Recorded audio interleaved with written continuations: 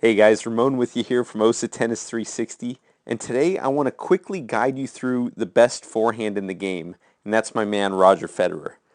Big thanks to Will at FYB for the great footage here, and as we look at this, I'm going to show you 5 things that Roger does on every forehand that you can do. So, we're not all world-class athletes, but we can all do these 5 things.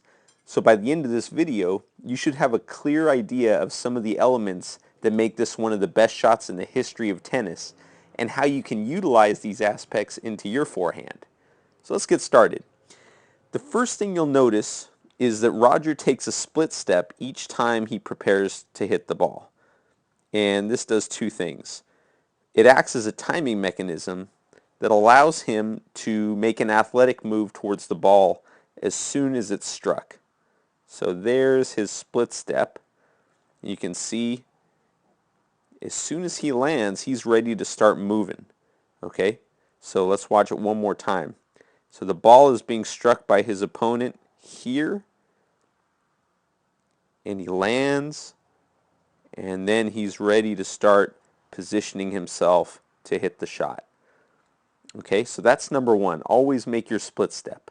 It'll really improve your timing and help you get to more balls. So the next thing I want you to notice is how Roger rises up into the hit. Well, what do I mean? I want you to look at his right hand here. Okay, see how it's tucked in close to his body?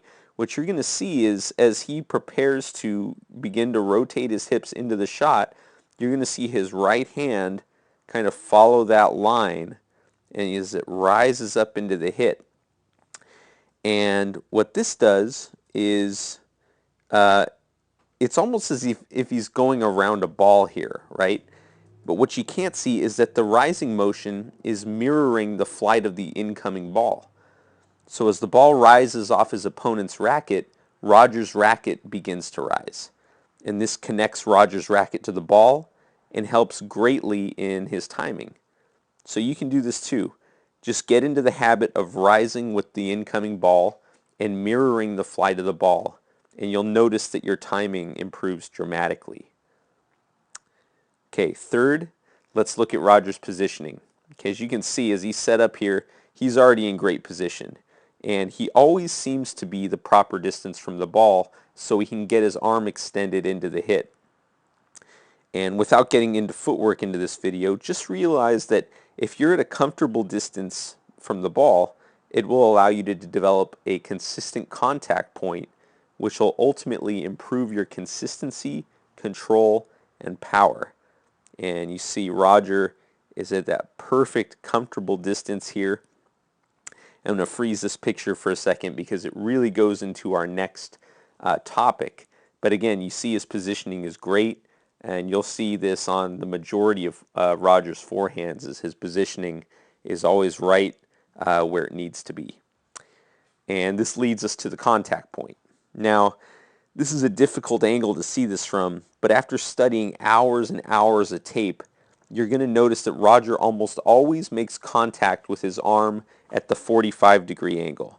Okay, so this shot was kind of taken more or less on the 45-degree angle here. You can see his arm is pointing right towards us. And why does he do this? Well, without getting too geeky, it's the ideal hitting point.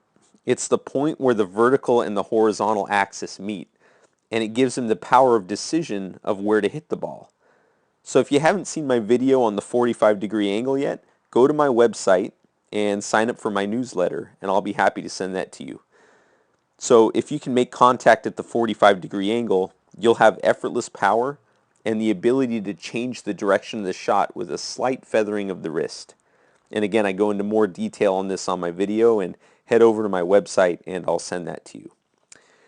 And finally, let's look at Roger's left hand through the shot here, because the left hand, if you've hit a lot of forehands, you notice how important the left hand is. And going back to the beginning of the stroke here.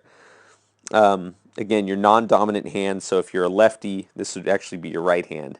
But what it's going to do is it's going to create a balanced and well-coordinated stroke. So Roger's left hand does many things, but today I want you to notice how it guides the racket initially through the beginning of the turn. And as it separates, it holds Roger in balance. It's almost like a mirror. And finally, as Roger begins to rotate his hips through the shot, you're going to notice the left hand kind of acting as a braking mechanism. So as the right arm continues to rotate, you see the left arm is staying right on that 45-degree angle. Let's watch it again. So again, left hand comes through initially. Then as he reaches that 45, that contact point, the left hand kind of stays on that angle, and then the right hand comes through, and it's almost like a compression, right? So the point of contact is focused by this compression of two forces, and that's how he gets a lot of the power. So again, what you want to do is you want to use your left hand as guiding your right racket, your right hand through the shot. You're going to let it hold you in balance as you begin the stroke. And finally, it's going to act as a braking mechanism for the right side of your body and your right hand. So to recap, Roger's forehand is really good.